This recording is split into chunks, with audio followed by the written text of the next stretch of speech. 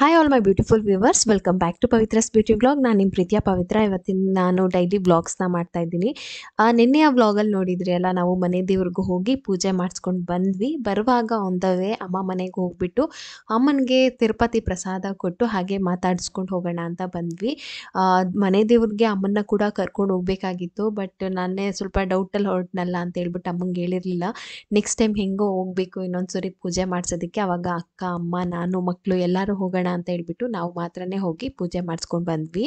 ಹಾಲು ಕರೆಯೋ ಟೈಮ್ ಆಗಿತ್ತು. ಕರೆಕ್ಟಾಗಿ ಹಾಲು ಕರೆಯೋ ಟೈಮ್ಗೆ ಬಂದಿದ್ದೆ. ಸರಿ, ಅಮ್ಮ ಒಬ್ಬರೇ ಹಾಲು ಕರೀತಾರೆ ಅಂತ ಹೇಳ್ಬಿಟ್ಟು ನಾನೊಂದು ಸ್ವಲ್ಪ ಹೆಲ್ಪ್ ಮಾಡಿದೆ.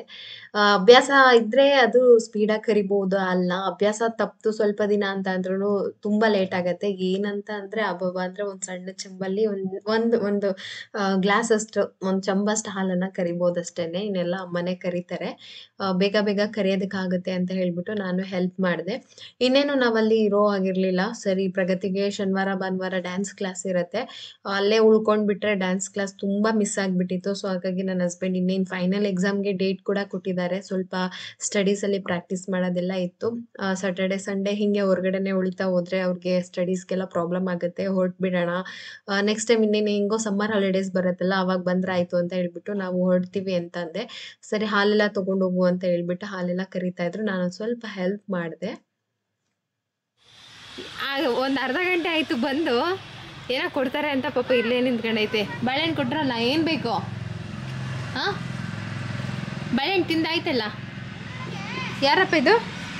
ಇಲ್ಲಿ ಲೇಟಾಗಿರಂಗದಲ್ಲಮ್ಮ, ಕೆನ್ನೆ ಮೇಲೆ ನೋಡು.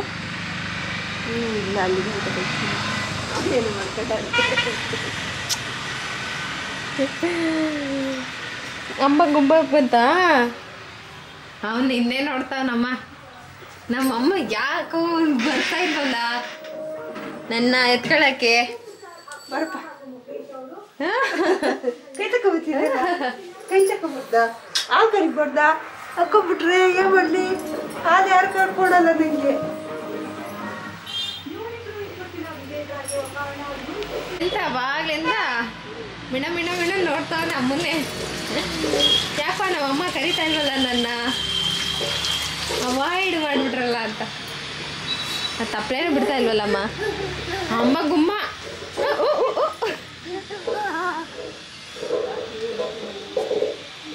ನಿಧಾನ, ಬೇಡ, ಗೇಟ್ ತೆಗಿಬಾರ್ದು, ಆಚೆ ಗಾಡಿ ಬರ್ತವೆ. ಗಾಡಿ ಗಾಡಿ ಎಲ್ಲ ಯಾಕೆ ಈ ಕಡೆ ಕೆಂಪಾಗಿದೆ? ಅಂಬ ಗುಂತ ಅಲ್ಲಿ ಕೋಕ ಇರುತ್ತೆ. ಏನೇನೆ ಏನಾಯ್ತು ಇಲ್ಲಿ? ಹೊಸು ಒಂದು ನಿಮಿಷ ಗುಂಬಿಡೋದೀಗ.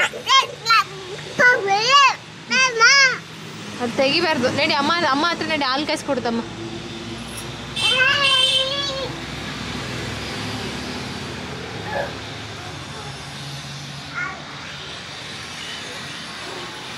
ಏನು ಕೊಟ್ಟಮ್ಮ? ಅನ್ನನೇ ಕೊಡ್ತಾ ಇದೀಯ. ಅನ್ನ ತಿನ್ಸ್ಬಾರ್ದು. ಬಾಳೆಹಣ್ಣು ಕೊಟ್ಟೆ, ಬಿಸ್ಕೆಟ್ ಇಲ್ವಾ? ಬಿಸ್ಕೆಟ್ ಕೊಡ್ಬೇಕಾ? ಅನ್ನ, ಬಾಳೆಹಣ್ಣು, ಬಿಸ್ಕೆಟು, ಆಮೇಲೆ ಮನೆಗೆ ಮಕ್ಕಳು ಸ್ಕೂಲಿಂದ ಬಂದಾಗ ಸ್ನ್ಯಾಕ್ಸ್ ಕೊಡ್ತೀವಲ್ಲ, ಹಂಗೆ ಇದಕ್ಕೆ.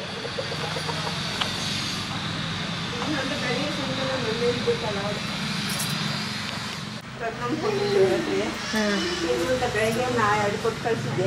ಹಾಂ, ಬೆಳಗ್ಗೆ 2 ಬಿಸ್ಕೆಟ್ ಕೊಟ್ಟು ಕಳಿಸಿದ್ರೆ ಇವಾಗ 2 ಬಿಸ್ಕೆಟು ಅಷ್ಟೇ. ಹೋಗೋ, ಅಷ್ಟೇ. ನಾಳೆ ಬೇಕು. ಕೋಳಿ ಎಲ್ಲ ಬಂದಲ್ಲಮ್ಮ.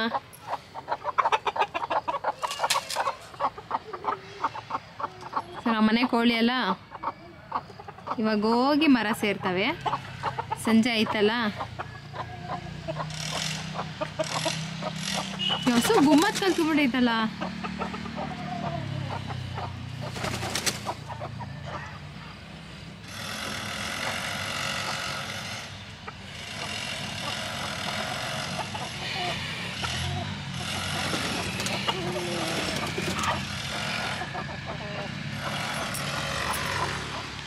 ಈ ಆಟಗಳೆಲ್ಲ ಬೇಡ, ಈ ಎಕ್ಸ್ಪ್ರೆಷನ್ನು, ಈ ಆಟ ಎಲ್ಲ ಬೇಡ, ನಮಗೆ ಗೊತ್ತು.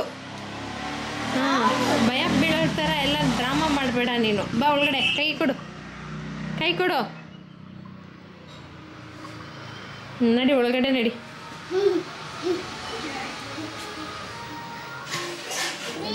ಇವನು ಇಲ್ಲ ಅಣ್ಣ ಅಂತ ಕರಿ.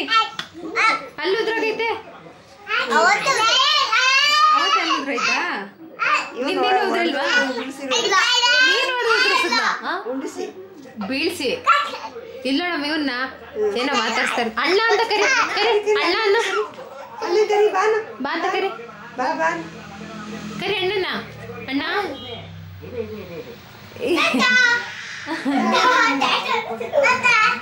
ಫುಲ್ ಖುಷಿ ಹುಡುಗರ್ನ ಕಂಡ್ರೆ. ಬೇಡ ಬರಪ್ಪ.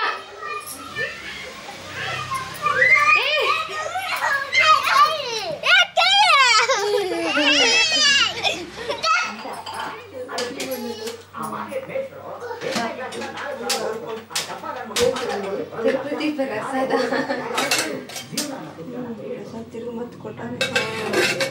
ತಿರುಗಿ ಮತ್ತೆ ಕೊಟ್ಟಿಲ್ಲ, ಹೋಗಿದ್ಕೆ ಕೊಟ್ಟವ್ರೆ.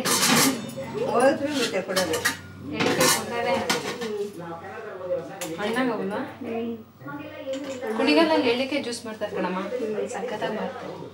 ಮಸಾಲೆ ಪೆಪ್ಪರ್ ಏನು ಬೇಡ ತಿನ್ಕೊಂಡೇ ಬಂದು ಪಿಕ್ನಿಕ್ ಮಾಡ್ದ. ನಾನು ಹಸಿಗೆ ಅಂತ ಕಾಸು ಕೊಟ್ಟಂಗೆ ಹಸಿಗೆ ಅಂತ ನೀನ್ ತಂದ ಹೋಗಿದ್ನಲ್ಲ 30 ರೂಪಾಯಿ ಕೆಜಿ ತಗೊಂಡು. ಅದೇ ಸೀರೆ ಹೊಲ್ಲಾಕನ ಅಂತ.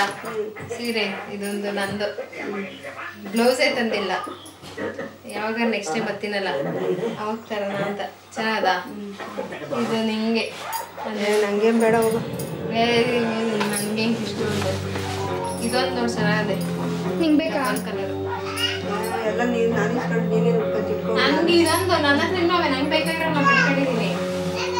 ಇವೆರಡು ನೀನು ಮಡಿಕೊ. ಹಸಿರು ಕಲರ್ ಚೆನ್ನಾಗಿ ಕಾಣಿಸುತ್ತೆ ನೋಡಿ. ನಿಂಗೆ ಕೊಡ್ತೀನಿ ಅಳತೆ ಬ್ಲೌಸ್. ಇನ್ನೊಂದು ಸೀರೆ ಐತೆ ತಗೊಂಬಂದು ಕೊಡೋಣ ಅಂತ. ಇದು ನೋಡಮ್ಮ ಸಕ್ಕತ್ತಾಗಿ ಕೂತ್ಕೊಳ್ಳುತ್ತೆ ಕಣಮ್ಮ ಇದು ಉಟ್ಕೊಂಡ್ರೆ. ಇದು ಬಿಚ್ಚಬೇಡ. ಆಮೇಲೆ ನೀನು ಬಾರ್ಡ್ರನ್ನ ಇದೇನು ತೊಂದರೆ ಮಾಡಲ್ಲ. ಸೀರೆ ಗಂಟ್ಕೊಂಡಂಗಿರೋದು ಹಿಂಗೆ. ಇದು ನಿಂಗೆ ಚೆನ್ನಾಗಿ ಕಂಡು. ಹಾಂ ಬೇಡ ಯಾಕೆಲ್ಲ ಮತ್ತೆ ನಾನು ಕೊಟ್ಬಿಟ್ಟು ನೀನು ತಗೊಂಡು ತಿರ್ಕೊಂಡು ಸಾಳಲ್ಲ. ಇನ್ನೂ 4 ಇದಾವೆ ನನ್ನ ಹತ್ರ. ಅವು ಕೊಲ್ಸಿದ್ರೆ ಸಾಕು. ನಾನು ಉಟ್ಕೊಳ್ಳೋದು ಯಾವತ್ತೋ ಒಂದಿನ. ಇವು ಮಡಗಿರು ನಾನು ನಮ್ಮ ಬ್ಲೌಸ್ ತಗೊಂಬತ್ತೀನಿ. ಆವಾಗ ಇದು ಕೊಡೋಣ.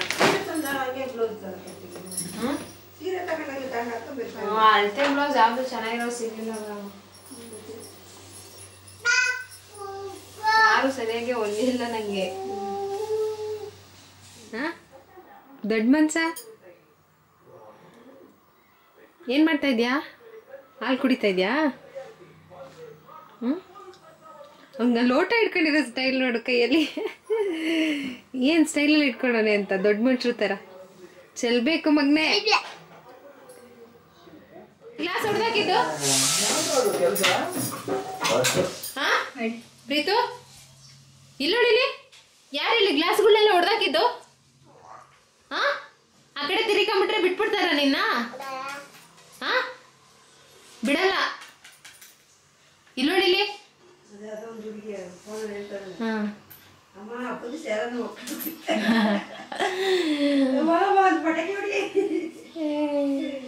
ನೋಡಮ್ಮ ಅವನ್ನ ಆ ಕಡೆ ಮಕ್ಕ ಮಾಡ್ಕೊಂಡು ನಿಂತಿರೋದ ಮಾಡೋದೆಲ್ಲ ಮಾಡ್ಬಿಟ್ಟು.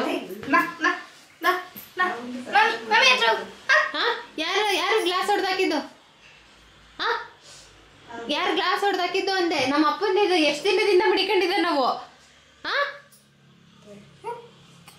ಯಾರು ಹೊಡೆದಾಕಿದ್ದು? ನೀನಾ? ಎಲ್ಲ ಕಡ್ಡಿ ತಗೊಂಬಮ್ಮ. ಎಲ್ಲ ಕಡ್ಡಿ ತಗೊಂಬರ್ತೀನಿ. ತಡಿ ತಡಿ ತಡಿ. ಕಡ್ಡಿ ತಗೊಂಬ, ಇಲ್ಲಿ ಮಾಡ್ತೀನಿ ಅವನಿಗೆ. ತಡಿ ನಿನ್ ಕಡ್ಡಿ ಐತೆ ತಡಿ. ಏಯ್ ಯಾರು ಓಡೋದ ಆಚೆಗಡೆ? Bye bye. ಸಣ್ಣ ಆಗ್ಬೇಕಂದ್ರೆ ಮಜ್ಜಿಗೆ ಕುಡೀರಿ. ದಪ್ಪ ಆಗ್ಬೇಕು ಅಂತಂದ್ರೆ ಅಂದ್ರೆ ಈ ನಾಟಿ ಹಸುದು ಪಾಕೆಟ್ ಮೊಸರಲ್ಲೆಲ್ಲ ಗೊತ್ತಿಲ್ಲ. ಈ ಹಸು ಬರ್ತವಲ್ಲಮ್ಮ, ಅದು ಮೊಸರು ತಿಂದ್ಬಿಟ್ರೆ ಡೈಲಿ 1 ಕಪ್ಪು. ನಮ್ಮ ನಾಟಿ ಹಸು ನಾಟಿ ಹಸಿನ ಮೊಸರು ತಿಂದ್ರೆ ದಪ್ಪ ಆಗ್ತಾರೆ. ಸಣ್ಣ ಆಗ್ಬೇಕು ಅಂದ್ರೆ ಡೈಲಿ 1-2 ಗ್ಲಾಸು ಮಜ್ಜಿಗೆ, ತೆಳ್ಳಗೆ ಮಜ್ಜಿಗೆ ಮಾಡ್ಕೊಂಡು ಕುಡಿದ್ಬಿಟ್ರೆ ಸಣ್ಣ ಹೋಗ್ತಾರೆ. ಅದಿನ್ನೇನು ಬೇಡ. ಅಮ್ಮ ಹೇಳ್ತಾ ಇದ್ರು ಕೋಳಿ ಪಿಳ್ಳೆಗೆ ಫುಲ್ಲು ಹುಷಾರಿಲ್ದಂಗೆ ಆಗ್ಬಿಟ್ಟಿದ್ವಂತೆ. ಕೋಳಿ ಪಿಳ್ಳೆ ಮಾಡಿಸಿದ್ರು. ಅದಕ್ಕೆ ಯಾರು ಹೇಳ್ದವ್ರು ನಿಮ್ಗೆ ಐಡಿಯಾನ? ಮಾಡೋದು ಅಜ್ಜಿ ಮಾಡೋದಾ? ಏನು ಅಜ್ಜಿ ಡಾಕ್ಟ್ರಾ? ನೋಡ್ದೆ ಎಂತ ಮತ್ಕೊಂಡು ಇಟ್ಕೊಂಡವ್ರೆ. ಇವಾಗ ಒಂದು 3 ದಿವಸ ಕುಡ್ದಿದ್ಕೆ ಎಲ್ಲ ಜುಗುಳಿಸ್ತಿದ್ದೆ ಹಿಂಗೆ ಅಂತಿದ್ದೆ. ನಾನು 3 ಹೊರಟೆ ಹೋದ ಫಸ್ಟ್. ನೀನ್ ಏನ್ ಮಾಡ್ ಗೊತ್ತಾ ಮೇಲೆ ಹಿಂಗ್ ಪಿಳ್ಳೆ ಹಾಕ್ದಾಗ ಒಂದೊಂದ್ಸರಿ ಅವಾಗ ಹೋಗಿ ಮಜ್ಜಿಗೆ ಕುಡ್ಸ್ಬಿಡು. ನೋಡೋಣ ಕಾಯಿಲೆ ಬರಲ್ಲ. ಸಣ್ಣಗೆ ಚಪ್ಪು ಈರುಳ್ಳಿ ತಿಂದ್ರೆ ಅಜ್ಜಿ ಏನ್ ಮಾಡೋರಂತೆ ಮಜ್ಜಿಗೆನ ಒಂದು ಪ್ಲೇಟ್ಗೆ ಹಾಕ್ಬಿಟ್ಟು ಮಜ್ಜಿಗೆ ಕೋಳಿ ಪಿಳ್ಳೆ ಕುಡಿಯೋಕೆ ನೀರು ಕುಡಿತಾವಲ್ಲ ಹಂಗೆ ಅಮ್ಮನೂ ಮಾಡಿದ್ರಂತೆ. ಅಷ್ಟು ಪಿಳ್ಳೆದು ಕಾಯಿಲೆ ವಾಸಿ ಆಗೈತೆ. ಇನ್ನೇನು ಪವರ್ ಇರಬೇಕು ಮಜ್ಜಿಗೆಯಲ್ಲಿ ಅಂತ ಹೇಳ್ತಾ ಇದ್ರು. ಸೊ ಒಂದೊಂದು ನಾಟಿ ಮದ್ದು ಇರ್ತಾವಲ್ಲ ಅದೇ ಬೆಸ್ಟು. ನಾವು ಇವಾಗ ಕಂಡುಹಿಡಿದಿರೋ ಯಾವ ಔಷಧಿಗಿಂತ. ಅಪ್ಪ ತಂದೆ ದೇವ್ರ ಮನೇಲಿ ಏನಪ್ಪ ಮಾಡ್ತಾ ಇದೀಯಾ? ದೀಪ ಹಚ್ಚವ್ರೆ ಬಾ. ದೀಪ ಕೈ ಇಟ್ಬಿಡ್ತೀಯ ಬಾಯ್. ಮಮ್ಮಿ ಬೇಡ್ಕೋದವನೆ ಹಿಂಗ್ ಮಾಡ್ತಾನೆ. ನೋಡೋದು ಮಾಡ್ತಿರೋದು ಯಾರು ಮಾಡಿದ? ಸ್ವಾಮಿ ಸ್ವಾಮಿ ಯಾರ್ದು ಮನೆ? ಬಾ ಅಮ್ಮಂಗೆ ಅರ್ಥ ಆಗಲ್ಲ ನಿಮ್ಮ ಮಾತು. ಬಾ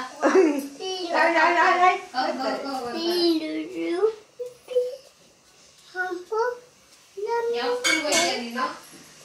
ಈ ಭಾಷೆ ಕಲ್ತ್ಕೊಂಡ್ಬಂದೆ. ಯಾವ್ದದು ಭಾಷೆ ನಿಂದು?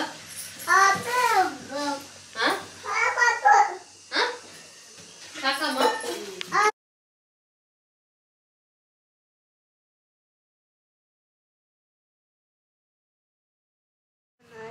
ಬೆಂಕಿ ಪಣ್ಣ ತಗೋರ ತಂದೆ. ಕಣ್ಣು ಹಸಿ ಕಣ್ಣು ನಾಯಿ ಕಣ್ಣು ನೊರೆ ಕಣ್ಣು ಸೀರೆ ಕಣ್ಣು ಪಿಚಾಚಿ ಕಣ್ಣು ಎಲ್ಲ ಹೋಗ್ಲಿ ಹೋಗ್ಲಿ ಹೋಗ್ಲಿ ಕೊಡಿ ಪಟ್ನೆ ಎಲ್ಲ. ಅಮ್ಮ ಅಲ್ಲಿಟ್ಟೆ ನೋಡು. ಅಲ್ಲಿ ಕಿಟಕಿ ಹತ್ರ ಬಾ. ಇಲ್ಲಿ ದೃಷ್ಟಿ ತೆಗಿತದ ಅಮ್ಮ. ಪ್ರೀತಮ್ ಇಲ್ಲಿ ನಿಂತ್ಕೋ. ಏನೋ ತೋರಿಸ್ತೀನಿ. ಅಲ್ಲಿ ಅಲ್ಲಿ ಅಲ್ಲಿ ಅಲ್ಲಿ ಅಮ್ಮ ಅಮ್ಮ ಅಲ್ಲಿ. ಅಮ್ಮ ಬೈಬಲ್ ಕೈ ಅಲ್ಲಿ ಅಲ್ಲಿ ಅಲ್ಲಿ ಅಲ್ಲಿ ಈಗ ಇರೋ ಅಪ್ಪ ಇಲ್ಲಿ ನೋಡು. ಅಪ್ಪ ನೋಡಿಲಿ. ಅಲ್ಲಿ ಅಲ್ಲಿ ಅಲ್ಲಿ ಬಾಬಾ ಏಯ್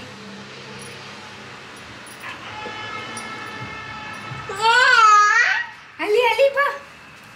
ದೃಷ್ಟಿ ಆಗೈತೆ ಅಲ್ವ? ಈ ಕೋಳಿ ಎಲ್ಲ ಎದ್ದು ಓಡ್ತಾವಲ್ಲಮ್ಮ.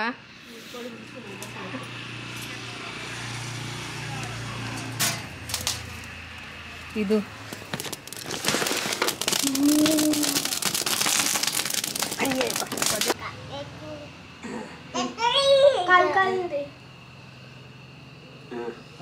ಹಿಂಗ್ಬೇಕು ಕಣ. ಇವ್ರಿಗೇನು ಬೊಟ್ಟು ಗಿಟ್ಟು ಏನು ಹಿಂಕಿಲ್ವಲ್ಲ? ಎಲ್ಲ ಎಲ್ಲ ಒರೆಸ್ಕೊಂಡಿರೋದು ಎಲ್ಲ ಇಕ್ಕಿದ್ದು ಕುಂಕುಮ ಬೊಟ್ಟು ಎಲ್ಲ ಅಲ್ಲಿ ಮಾಡಿದೆ ಅಂತ ತೋರಿಸ್ತಾರೆ. ಏನಪ್ಪ ಅಲ್ಲಿ ಮಾಡಿದ್ದು? ಹಾಂ ಹಾಂ ಏನು ಮಾಡಿದ್ರಮ್ಮ? ಏನು ಮಾಡಿದ್ನಪ್ಪ? ದೃಷ್ಟಿ ತೆಗಿತಾ? ಓ ಓ ಓ ಹಾಂ ವಾಕ್ ವಾಕ್ ವಾಕ್ ವಾಕ್ ವಾಕ್ ವಾಕ್ ಬಾತ್ಕೋಳಿ ಮಾತಾಡ್ದಂಗೆ ಮಾತಾಡ. ವಾಕ್ ವಾಕ್ ನೋಡಮ್ಮ ಅವ್ರ ಅಪ್ಪನ ಅಡ್ಗಿಸ್ಕೊಳ್ಳೋದ. ಹಾಂ ಹೆಂಗೆ? ಇನ್ನೊಂದ್ಸರಿ ಮಾಡಪ್ಪ ಡ್ಯಾಡಿಗೆ. ಡ್ಯಾಡಿ ನೋಡಿದ್ರೆ ನಿಂಗೆ ಹಿಂಗಾಗುತ್ತೆ, ಆಡ್ಕೊಳಂಗಾಗತ್ತಾ? ಅರೆ ಅರೆ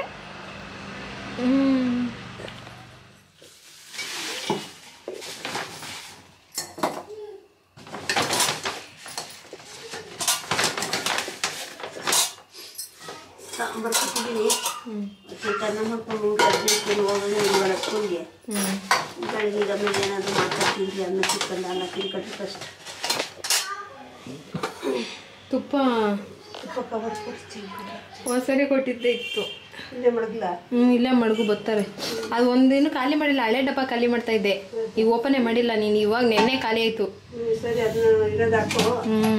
ಮಡಗಿರ್ತೀನಿ ಬಂದು ತಗೊಂಡೋಗ್ಬೇಕಾದ್ರೆ. ಈಗ ಮೊನ್ನೆ ಕೊಟ್ಟಿರೋದನ್ನ ಈಗ ಓಪನ್ ಮಾಡ್ಬೇಕು ಮನೆಗೆ ಹೋಗಿ. ಇದು ಯಾರದು? ಅವ್ನು ನೋಡ್ತಾನೆ. ಮಾಮ ಬಂತು ಮಾಮ ಬಂತು. ಅವನಿಗೆ ಸ್ವಲ್ಪ ಹೊತ್ತು ಆಟ ಆಡಿಸ್ಬೇಕು ಯಾರನ್ನಾದ್ರೂ ಸರಿ.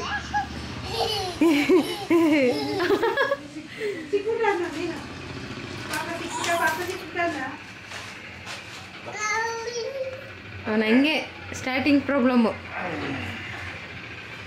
ಯಾರಪ್ಪ ಅದ? ಮಾಮ ಬಂದ್ಬಿಟ್ಟ.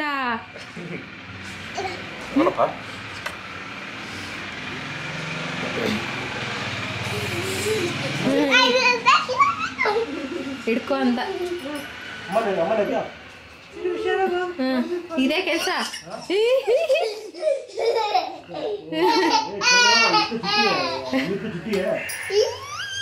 ಈಗ ಮತ್ತೆ ಹೊಡೈತ ನೋಡ.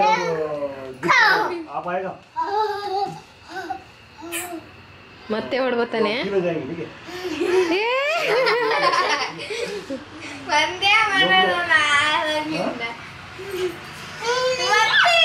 ಸಾಕು ಸಾಕು.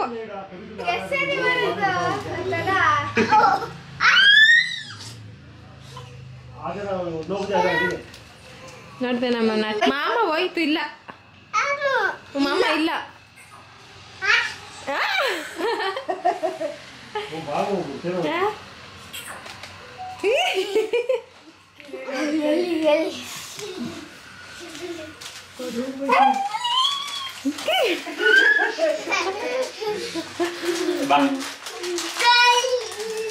ಮಾಮ ಇಲ್ಲೇ ಇತ್ತಾ?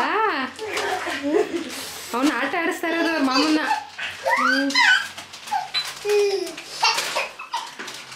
ಬಾ ಅಮ್ಮ, ಟೈಮ್ ಆಯ್ತು.